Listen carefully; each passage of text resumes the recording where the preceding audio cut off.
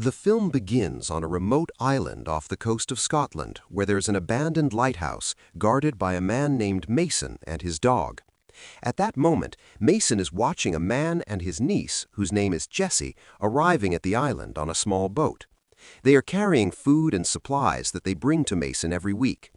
Jessie takes a small rowboat and reaches the island's shore, where she places the supplies in front of the hut where Mason lives.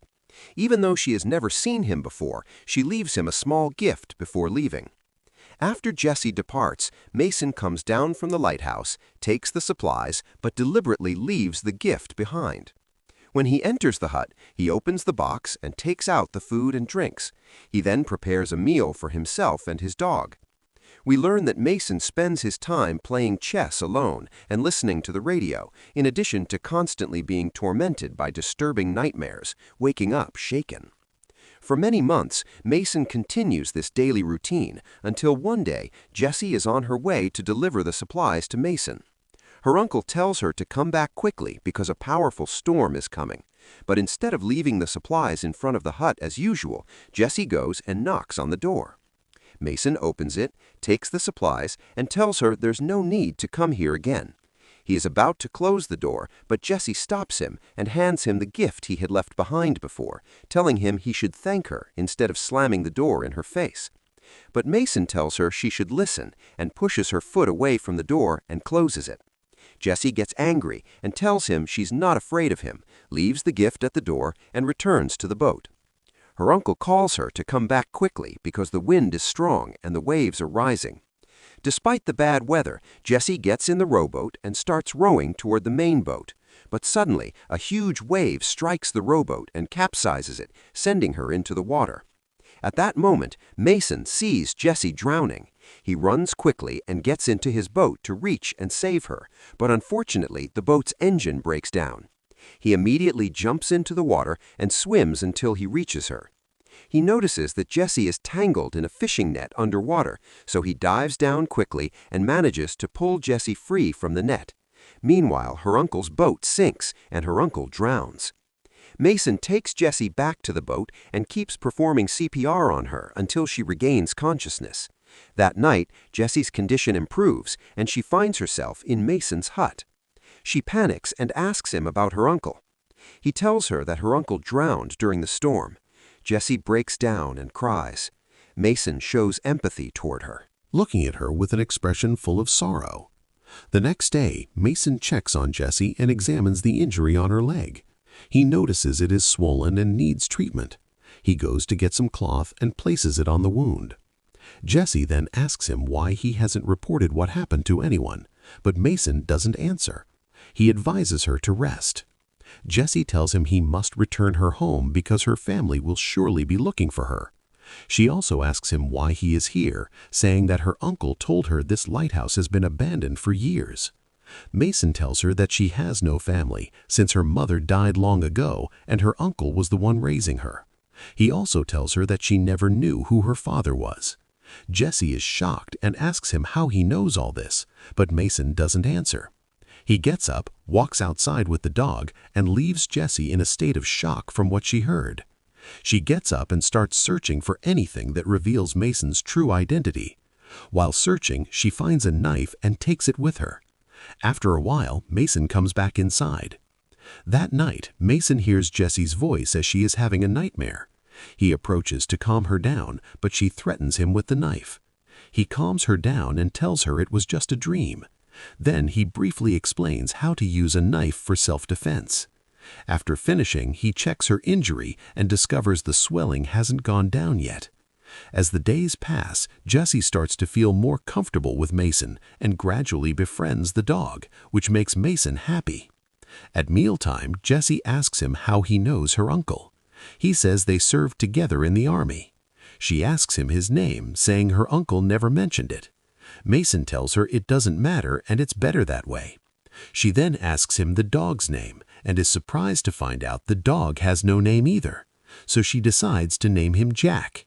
She then draws Mason's attention to a specific chess move, and Mason is delighted to discover she knows how to play. He tells her he's finally found someone to play with. He then tries to check her leg again and discovers the wound has started to get infected. Jesse suggests they go to the hospital, but Mason refuses and says he'll go get her medicine from the city. After Mason leaves, Jesse looks at his drawings and admires them. Suddenly, she notices that Mason has opened her gift, which was a small lighthouse figurine. Meanwhile, Mason arrives at a pharmacy, deliberately avoiding security cameras, and starts taking the medicine he needs. Elsewhere, there is a private meeting of a parliamentary committee that is interrogating the head of British intelligence, named Manafort, regarding the surveillance of citizens' privacy. The intelligence agency is accused of monitoring calls, emails, and security cameras in order to build an advanced surveillance system called SIA. One committee member clarifies that they only found out about this program by accident. Manafort argues that the program helps the intelligence agency make better decisions and predicts threats faster. He also states that the Prime Minister was aware of the program. Despite this, Manafort fails to convince the committee. The committee chair informs him that both he and the Prime Minister will be investigated. Manafort goes to the Prime Minister and reports what happened in the hearing. She says the committee chair is trying to exploit the situation against her in the upcoming election. Manafort tells her she needs a scapegoat to make the whole issue go away. The Prime Minister smiles and says she'll do exactly that, but before anything else, he must disappear from the scene. She tells him she will remove him from his position and appoint his deputy, Roberta, as the new intelligence chief in his place, and after the elections are over, she'll reinstate him.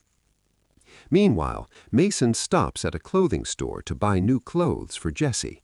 He's careful not to appear on camera, but as he's leaving, he walks past some girls recording a video, and at that moment, the facial recognition software identifies him. Back at intelligence headquarters, Roberta and her team make a very important discovery. Mason's eye scan matches that of an international criminal wanted in connection with an embassy bombing in another country. Roberta asks about Mason's location, and upon learning he's in Scotland, she dispatches a special forces team there. Meanwhile, Mason is treating Jesse's leg with the medicine he brought. He then gives her the clothes he bought, and she is happy. She puts them on, tells him she loves them, and thanks him. Mason responds with a calm smile. That evening, Mason prepares dinner for Jessie. She's thrilled because he's making her favorite pasta. Suddenly, Jack senses something strange and starts making unusual sounds. Mason immediately understands something is wrong. He peers outside and sees the Special Forces team approaching. He quickly puts on his gear and tells Jessie to go into the bathroom and not come out until he returns. Jessie grabs a knife from the table and hides. In the bathroom, Mason steps outside to face the Special Forces team, which has arrived on the island. He cuts a rope, causing one of them to fall into a preset trap on the shore and be dragged into the water, where he drowns. Mason then notices they are using night vision goggles, so he activates very powerful floodlights to temporarily blind them. The soldiers scatter quickly and open fire on Mason, managing to wound him. They then climb the cliff to reach him, but Mason moves swiftly and begins attacking them, hitting one with a kerosene lamp and setting him on fire and knocking another off the cliff. However, one soldier manages to enter the lighthouse. Jack spots him and attacks, but the soldier shoots and kills Jack. The soldier then enters the bathroom and kidnaps Jessie. At that moment, Mason sees the soldier taking Jessie, aims, shoots, and kills him. Mason then rushes to check on Jessie. Shocked and shaken, she asks him about these people, but Mason ignores her questions and tells her to wait until he returns. He runs to the hut, where he grieves when he sees Jack's body. He apologizes to Jack for not being able to protect him and says goodbye. He then takes out a phone and calls an unknown person, communicating in code. The person on the other end understands from the code that Mason has left his location and has a young girl with him. After ending the call, Mason destroys the phone. When Mason returns to Jessie and she asks about Jack, he puts her in the boat and tells her Jack has died and that they must leave immediately. Meanwhile, back at intelligence headquarters, Roberta is stunned by Mason's combat skills. He single-handedly wiped out an entire Special Forces team. She decides to send a top-tier special agent after him, known as Workman. The order reaches Workman via a message on his phone, and he heads home to prepare for the mission. The next day, Mason and Jesse arrive at a port. Jesse notices Mason is injured, but he pays no attention to it. They walk together until they reach a quiet spot where Mason spots a car and decides to use it. But he can't find the keys inside, so he goes back to Jesse and asks her to wait while he enters the house to look for them. To protect her, he gives her a gun and explains how to use it. Mason then sneaks into the house and searches for the keys, but is suddenly confronted by the homeowner's son. At the same moment, the homeowner appears with his weapon. Then Jesse appears and raises the gun at the homeowner, demanding he lower his weapon and help Mason since he's injured. She promises they won't harm them. Meanwhile, back at intelligence headquarters, Roberta's assistant named Maddie discovers that someone tampered with the records and replaced Mason's file with a file belonging to an international criminal. She tells Roberta that whoever did this used highly advanced techniques, a code that erases itself. Maddie says Mason was actually a Special Forces officer who was supposed to have died on a mission 10 years ago. Maddie then tries to access his mission file, but the system displays a warning that the file doesn't exist. Roberta tells her to keep searching until she has all the information about Mason.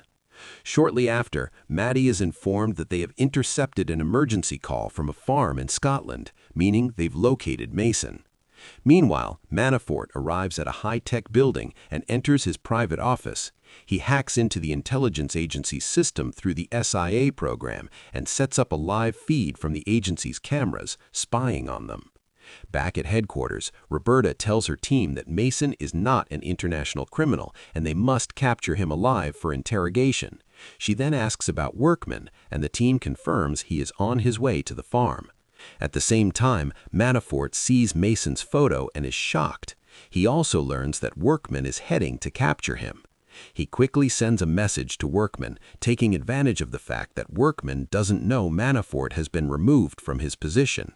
He tells Workman this is not a routine mission, but a top-secret one, and instructs him to kill Mason on sight. When Workman asks about the girl with him, Manafort tells him to dispose of her by any means. This way, Workman understands he is taking orders only from Manafort. Meanwhile, at the farm, the homeowner finishes stitching Mason's wound. Mason thanks him and asks for the car keys. The man points to where they are. At that moment, Mason notices the boy has disappeared. He asks about him, and the boy appears looking nervous and anxious. Mason asks if he called the police. The boy admits he did. Mason tells Jesse to stay put and not move as the police are about to arrive. Roberta then reinforces to the police officers not to open fire under any circumstances. The father and son try to escape, and Mason warns them, but unfortunately it's too late. Workman has arrived and kills the father immediately. Mason quickly pulls the boy to safety and tells him to stay put. At that moment, Mason takes Jesse to exit through the back door, but finds two police officers in front of them. He attacks them, knocks them unconscious, and takes their tasers. He uses the tasers to incapacitate anyone he encounters until the last one surrenders. Mason and Jesse get in the car and escape. This infuriates Roberta, and she demands her team connect her with Workman immediately. She is stunned when a team member tells her that Workman has shut off his communication device. Mason, meanwhile, discovers that Workman is chasing him and starts ramming his car. Mason swerves suddenly, causing Workman to lose control briefly. But Workman regains his balance and continues the chase. Mason then floors the accelerator and slams hard into Workman's car, causing it to flip over multiple times on the road. Mason continues on until he stops in a remote location. He abandons the police car and switches to another vehicle. Meanwhile, Roberta calls Manafort and asks him about Mason. Manafort pretends he knows nothing and asks her where she heard that name. She tells him Mason defeated an entire Special Forces team single-handedly. Manafort tells her that anything he says right now must remain a secret between them. He reveals that 10 years ago they assembled a secret assassination squad. The officers who joined were carefully selected, and Mason was the best recruit. However, Mason was assigned to assassinate an intelligence officer from a hostile country, and he refused the order and disobeyed. After that, Mason disappeared. Roberta is surprised and asks why Mason refused the order. Manafort says he was probably recruited by the enemy and paid a large sum. He insists to Roberta that she must eliminate Mason by any means, as he poses a major threat. It is clear that Roberta is not convinced by Manafort's story. After hanging up, she goes to Maudie, who has a USB drive containing all the information about Mason's last mission, retrieved from a secret database.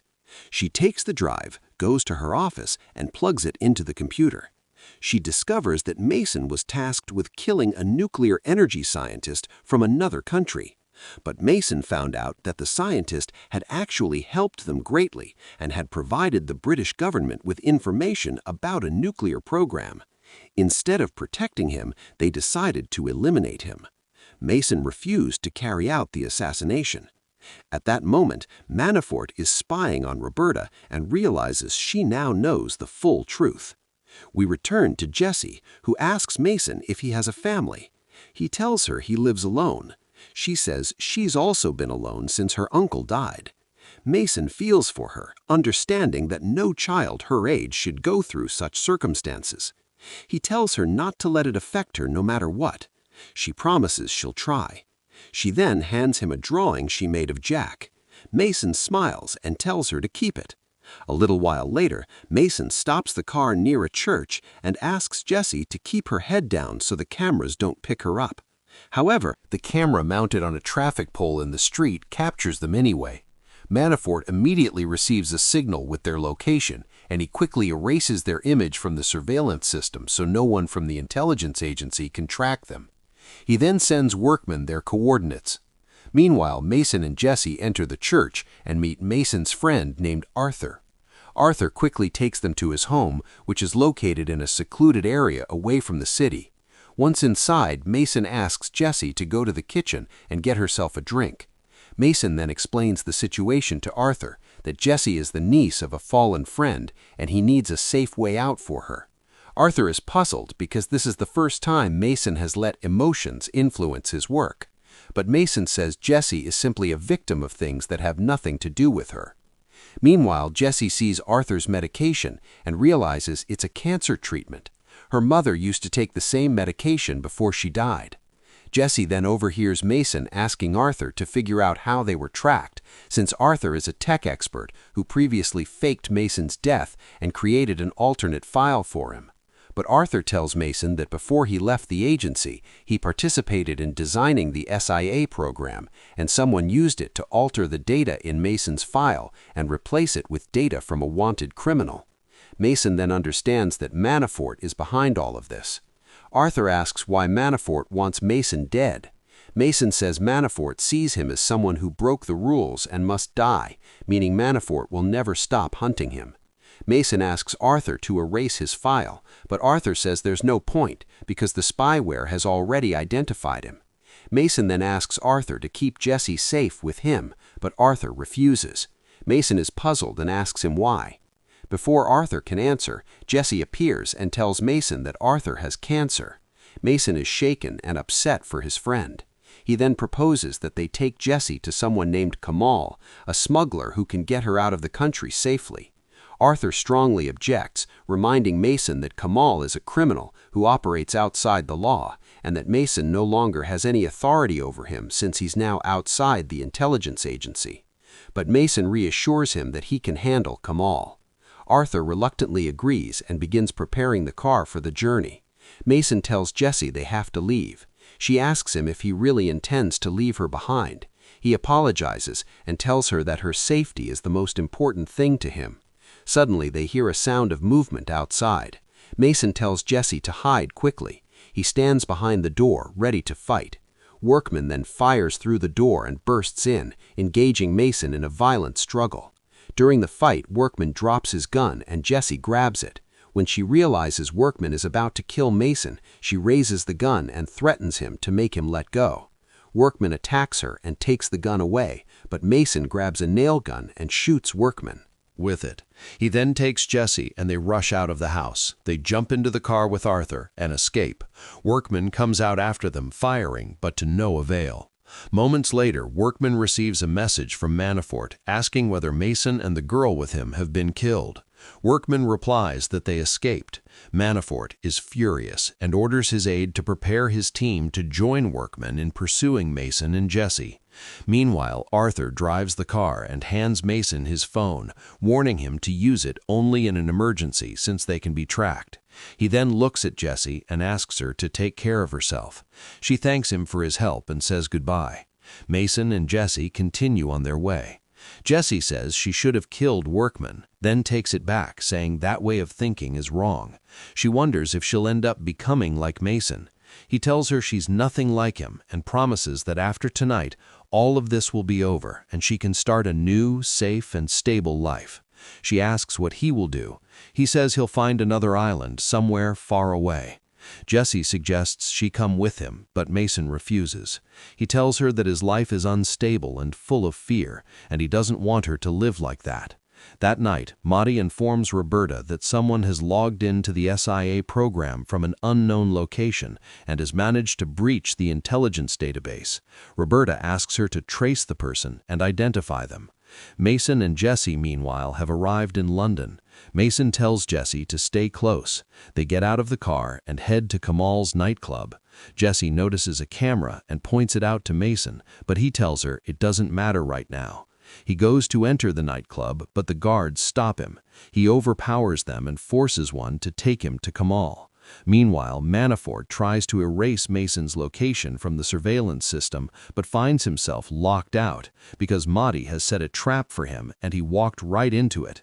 This allows Mahdi to identify him. She reports to Roberta that the person breaching the system is Manafort himself. Back to Mason, now with Kamal, who looks at him with contempt and mockingly says his country turned its back on him. Mason ignores the comment and tells him he needs a way to get Jessie out of the country with a new identity. Kamal refuses. Mason then tells him that the intelligence agency is searching for him and that the surveillance cameras have already picked up his face, meaning agency operatives will arrive at the nightclub within 10 minutes. He reminds Kamal of their old work together with Manafort and tells him that if the intelligence agents show up at the nightclub and find Kamal there, they'll arrest him too, and all his secrets will be exposed. He'll go to prison and never get out. Mason offers to face the intelligence agents himself when they arrive and promises to handle Manafort and bury all their shared secrets in exchange for Kamal helping Jessie escape the country. Kamal thinks for a moment, then asks Mason to wait until he returns. A guard takes Mason and Jessie to a room to wait.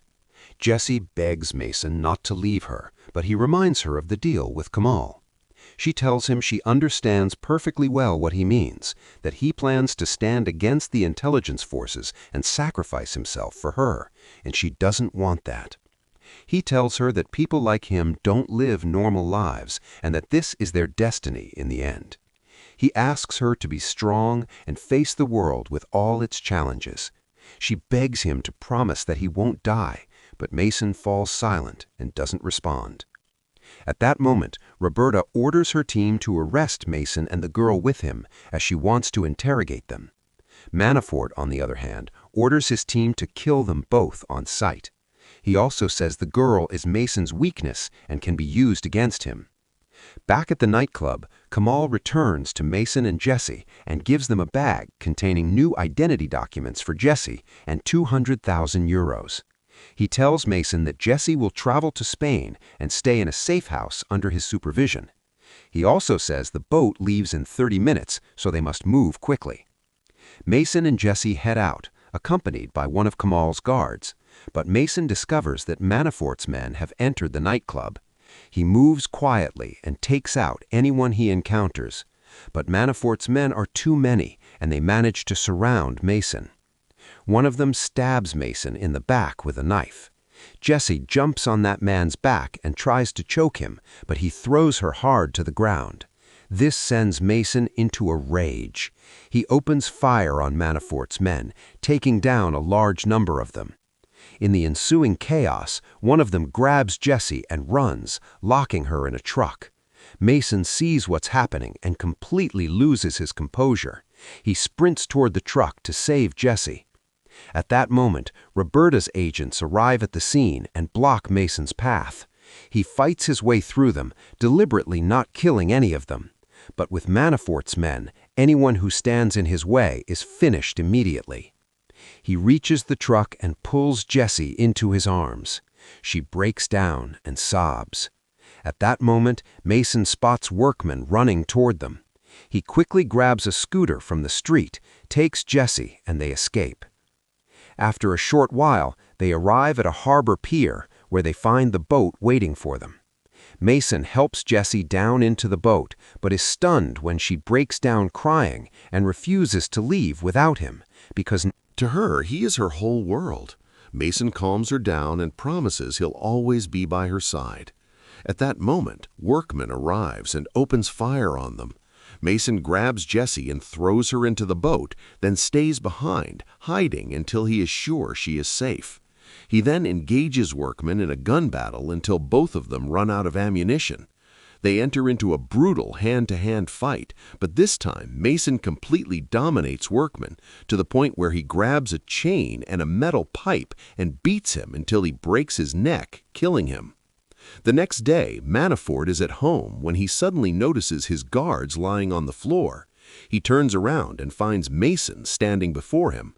Manafort tries to justify himself to Mason, explaining that this is the nature of their work, and offers to have Mason come back and work with him again in exchange for reclaiming his identity and living a better life. He asks Mason to think carefully and give him an answer. Mason responds by putting a bullet in his head. 3 months later, we see Jessie in Spain, sitting at a cafe with a book in her hands. It becomes clear that Roberta is still watching Jessie, hoping she'll lead them to Mason. One of the team members suggests they're wasting their time, but Roberta says Mason stayed hidden for 10 years, but came out of the shadows to save Jessie, which means there's a chance he'll resurface for her again. Suddenly, one of the surveillance cameras swivels up toward the ceiling on its own. Roberta smiles, knowing Mason is the one who did it. Back in the cafe, Jessie is surprised when a waitress brings her a bag and tells her a friend sent it. Jessie opens the bag and finds chess pieces inside. At that moment, Mason is standing on the other side of the street, smiling as he watches Jessie open the bag. But when Jessie turns around, Mason has vanished. Yet Jessie is happy and overjoyed because Mason kept his promise to her that he would always be by her side. The film ends. Don't forget to subscribe to the Trailer Havoc channel and like the video. You can suggest any series or films for us to summarize in the comments.